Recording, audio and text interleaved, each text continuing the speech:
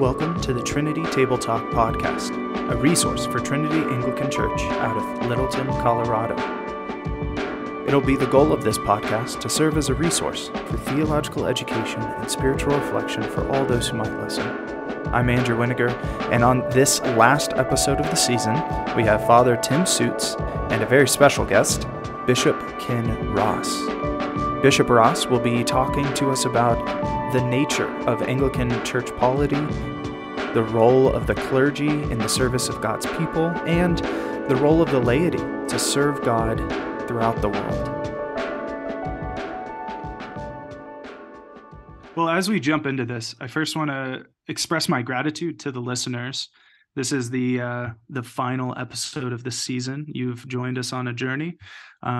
Thank you for doing so. Tim and I have found it exciting. And on this episode, we have a very special guest. I love getting to say those words. We have Bishop Ken Ross with us to talk about church order and church polity. So firstly, thank you, Bishop Ken. It's awesome to have you. No, it's good to be here. Well, let's jump into it. What are the different offices of the church and their different responsibilities? So I think I want to lay some foundations in order to jump into that question first, if that's all right. There is a pattern that you find built into creation, right? You find it in Genesis that we all are responsible to and we're all responsible for. I think that's part of what it is to be human, right? We all bear God's image. We're equal in God's sight. But there are places of who we're responsible to and who we're responsible for. And so responsible to, ultimately, we're all responsible to God. But there are things underneath that, right? There are other systems or structures, like children are responsible to their parents, for example. There might be religious structures or civil structures that we are responsible to. And then we are also things that we're responsible for, like parents are responsible for their children. So I think, first of all, having that understanding of everybody has a place where we're responsible to and we're responsible for. And there are the understanding that who we're responsible to and who we're responsible for, the authority that goes with that, has nothing to do with value or importance. I think for me, that's a clear piece. Do you mind if I just take a moment and look at the responsible to piece or responsible for piece, just what we find in creation, just briefly? Yeah, please do. Okay. So if you look in the beginning, what it is to be living out the image of God, there are things that we are responsible for. And I would say we are responsible for worship, right? The worship of God. To worship God's the most common command in all of Scripture. And we fail that responsibility in Genesis 3, right? When we rebel against God. But we also are responsible for one another. You certainly see that if you look at the one another commands that you have in the New Testament, right? To love one another, honor one another, to submit to one another, all those pieces. And certainly you can see in Genesis 3, Adam fails in that because he throws Eve under the bus when he blames her for, and then blames God. But you also see it in Cain and Abel, right? The failure of living out responsible for one another. I would say also integral is the place of responsible for witness. We are meant to be his glory and presence in creation. And so you look at the commands that we're given, like to fill. I mean, that is actually to be doing the work that God was doing of bringing life and beauty and goodness and flourishing and thriving. And to subdue means there's opposition. So part of being responsible for being his witness or his presence in creation is that we're to be light in the darkness, right? We're to bring order out of chaos. Again, if we're made in his image, he did the things that he did in creation.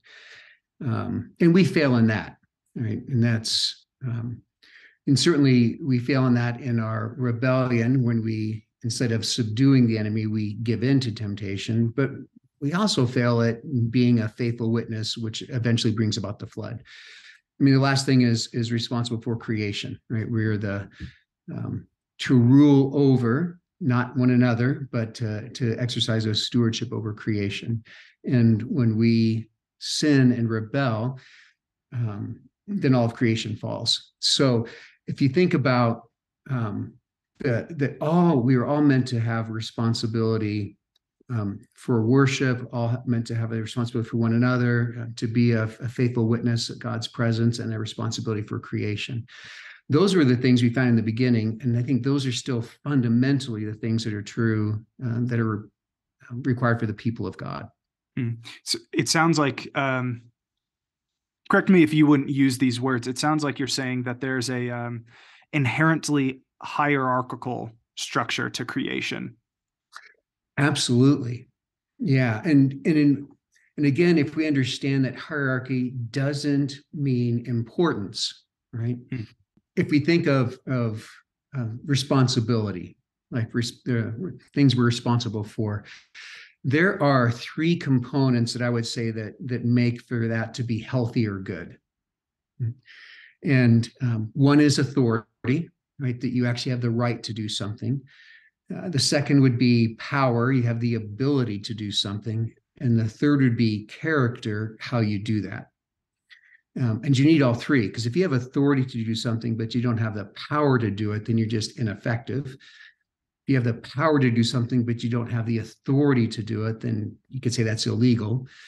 And if you have power and authority, but you don't have character, then it's actually abusive, right? So if you look at being responsible for, there is an authority that goes with that. There should be a power that comes with that to do that. And there's a character that shapes how that's done.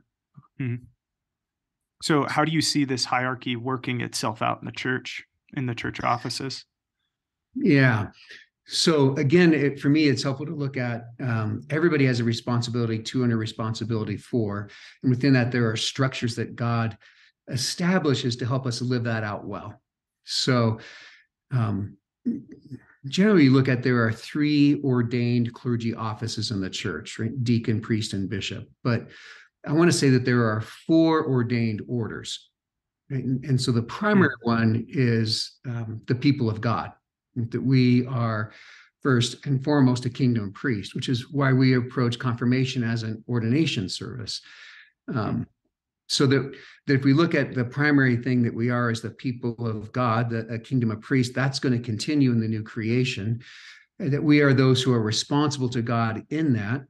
And the things that we talked about being responsible for, of worship and one another and creation and all those pieces are things that are actually, we're all to carry, right? We're all meant to be those who are to be faithful witnesses and to subdue. The reason I want to start there is that the role of the ordained offices of deacon and priest and bishop is to equip and empower the people of God to live out their call. So there is an authority that is given, but authority is to empower and to equip for the people to live out who God has rescued them to be, and to equip them for service, right? To walk in the gifts that he has given. Because God gives spiritual gifts to each one of us, and there are things that God has prepared in advance for each one of us to do. So the offices are meant to empower us to live faithfully in who we're responsible to and what we're responsible for. Your best friend, Bishop Thad Barnum, he was a guest on this show with us a little ways back, and he talked to me a bit about the influence of Reverend Terry Fulham upon you and him on this very topic. And he would talk about Ephesians chapter 4, that often, the view is that that the laity is for the offices, right? That the laity is there to serve the priests and the pastors. But when you actually look at Ephesians chapter 4, you see that all of the work of the offices of the church are for the equipping of the saints. And that's particularly where you two were formed, was under the leadership of Terry Fulham. Would you talk a little bit more about that important role of just how central equipping the laity is, equipping God's people, and that being really the focus of pastoral ministry? Actually, this is what makes the church the church. I think this is the biblical pattern of what the church is that it is the people of God living out who we are and doing what he's given us to do. When we move into a place where we think that that the laity exists for the clergy, it's just backwards. And it actually, we lose what it is to be the church, because you don't want to be a place where the minister ministers and the congregation congregates. The church is not to be, you've got two or three leaders, two or three who are engaged in ministry, and everybody else just receives the benefits of that. That we're all to be engaged in ministry, right? There's no such thing as a secular job. So everything we do is to be an expression of who we are as those who've been made children of God, but also to be living out our call to be his kingdom presence in this world. And I can tell you, Tim, I would much rather have a church with 300 ministers than a church with two or three and 295 people who watch them. It's going to be much more effective. So can you then go into how each office uniquely functions to serve God's people and to serve God? So first, let's start with the deacon. Okay. What is the deacon's role in serving God's people and serving our Lord? So I would say, if I were going to look at it and encapsulate it in one concept, is that the role of the deacon is to lead the people of God to be more like Jesus, because Jesus is actually the first deacon. He didn't come to be served, but to serve. So that we are to be a people who are marked by, we're not here to be served, we're actually here to serve. And so the deacon is meant to empower and equip and encourage this kind of leadership among all the people of God, a leadership that is seeking to serve and not be served. So is that why the deacon in particular takes center stage on Monday, Thursday? So at our church, we always have our deacon preach. Carrie preaches that Sunday or that Thursday, not Sunday, it's that Thursday. And then it's that beautiful image of Christ washing his disciples' feet and instituting this meal that he serves his people in the sacrament.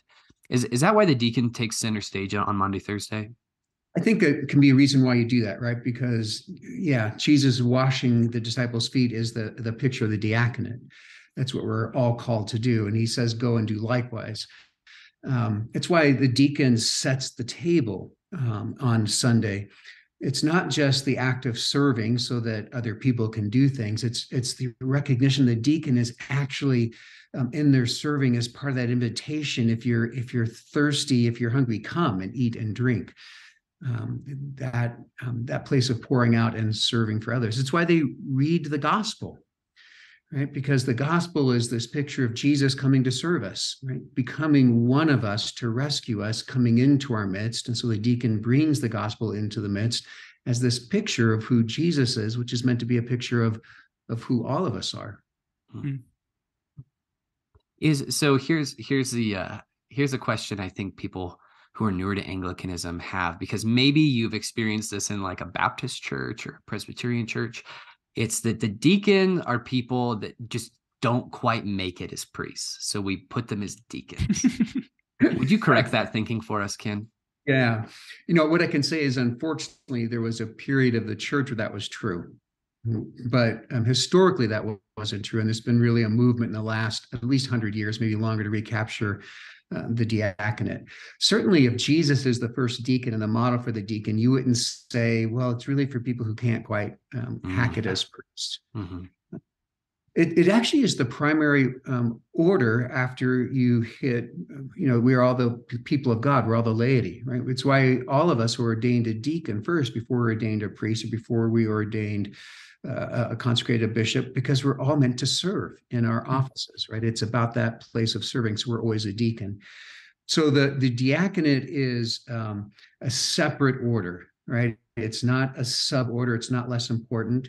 It's just a separate and an equal order, but they have different functions. And how they function in the church is different, and what their leadership for is different. So I'm always struck by Acts chapter 6 that it's structured service. it is We notice in structured. Acts chapter 6, like the preachers, the priests, right, we're led to believe, they're busy preaching the word, ministering to God's people, and people are falling through the cracks. And like the church doesn't let people fall through the cracks. We don't do that as a people. And so an office had to be formed to say, we need people that can bring structured, thoughtful minds and skill to service to make sure people don't fall through the cracks. And I think that's a key piece, because what that means is that it's not just you find the person who wants to serve and you make them a deacon and all they do is serve. That actually it's meant to be generative, right? It actually is to raise other people into service, yes. Creating those things so that people don't fall through the cracks. And it's interesting, right? That's defining of what a deacon is, and yet also you have, right, one of the first martyrs is a deacon who preaches the word and is killed, right? So there can be an expansiveness what it is to be a deacon, but that is a central piece that's always there. Yeah, the first deacon preached such a good sermon they killed him for it. Yeah. Well, speaking of preaching, now let's move on to the priesthood. And how did we come to that word priesthood? Because I think that is also, for many people, that can be a hang-up. But just tell us, what is a priest? What do they do? Where do we come up with that word? Where does their authority begin and where does it end? So priest, right? If you think of elder, presbyter, presbyteros, priest. I mean, priest is actually just a Anglicized form, English form of presbyter that developed. So if you, whatever context you come out of, right, it carries that sense. Some use the word priest because of the connection to the Old Testament as well. And if you think about the role of a presbyter or a priest, if a deacon is to help the people of God step into who they are as those who are meant to serve, the overarching theme I would give for a priest or a presbyter is that their work is to help us step into who we are as a kingdom of priests. So there's a leadership and a shepherding role in doing that, and that leadership and shepherding role is marked by word and sacrament. The primacy is proclamation, right? That the thing that marks the priesthood or the presbyterate is the proclamation of the gospel. So if somebody thinks they're called to that office and they don't feel called to proclamation, then they're not called to the office. Right? It is there is a primacy. The church is built on the proclamation of the gospel. There's a shepherding role that's there, right? And that's caring for, that's encouraging, that's rebuking and correcting where that's needed, doing it in love, but still the necessity of doing that. That's not as popular in our day. And there's the place of leading the congregation, right, to know Jesus more fully, but also leading them into mission. And that marks what a presbyter does. That's the raising up and equipping. So there's a discipling piece that marks it, that we grow in grace, we grow in the likeness of Jesus. There's also the mission part of it, right? That we are meant to be a kingdom presence. We are his witnesses. We are not just the holy huddle. We're meant to be God's presence in the world to bring others into the kingdom. And the priest has the role of helping lead people in that work as well. I love that image. I remember you saying at Synod, clericalism is from the pits of hell.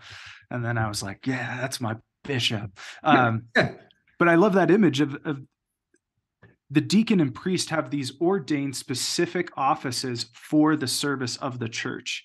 That it emphasizes, as I'm processing, it emphasizes this point that in our church, it's not Tim, it's not Kyle, it's not Carrie who are the primary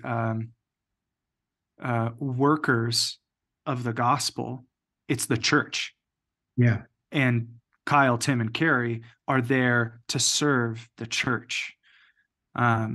With that in mind, how would you articulate the role of a bishop? In one sense, you could say the role of a bishop is similar to the role of a priest, but my congregation is the diocese. So I'm to be the pastor to the pastor. So there's a shepherding certainly for the pastors.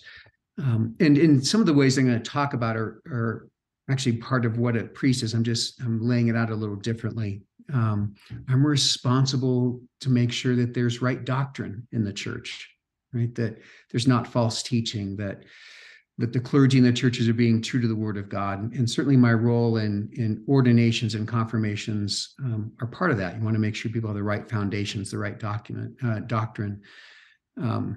Certainly there's a teaching and preaching role that bishops have in that as well, and holding accountable to the word of God. So responsible for doctrine, responsible for discipline, which is actually part of what a rector or a presbyter's role is as well, right? That's part of the correcting and rebuking. So if somebody deviates and they refuse correction, then there's discipline, and that's part of defending the faith, right? And holding people accountable to right doctrine and right action.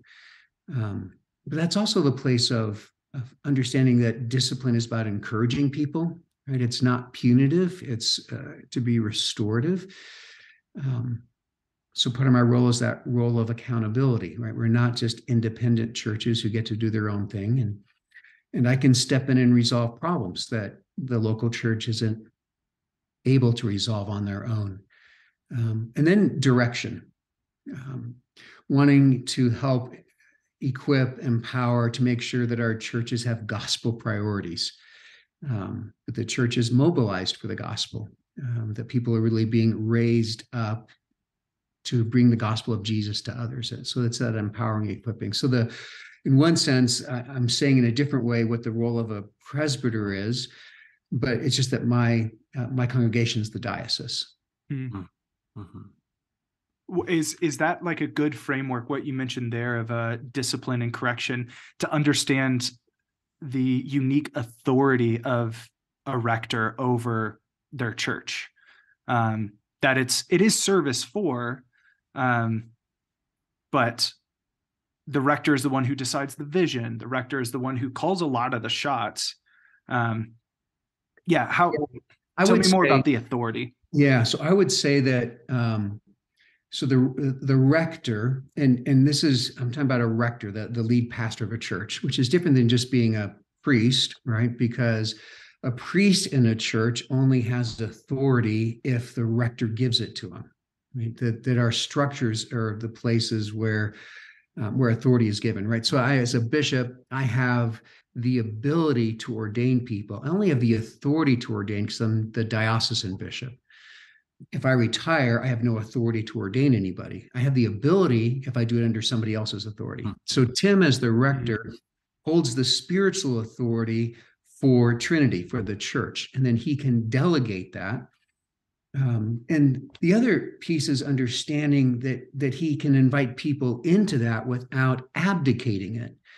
So certainly, if he holds a spiritual authority, there's a place where he has a responsibility for the vision for the church, but it's also recognizing God speaks to his people through his people, and he can invite people, he should invite people into that conversation to help them discern, but that's not abdicating his authority.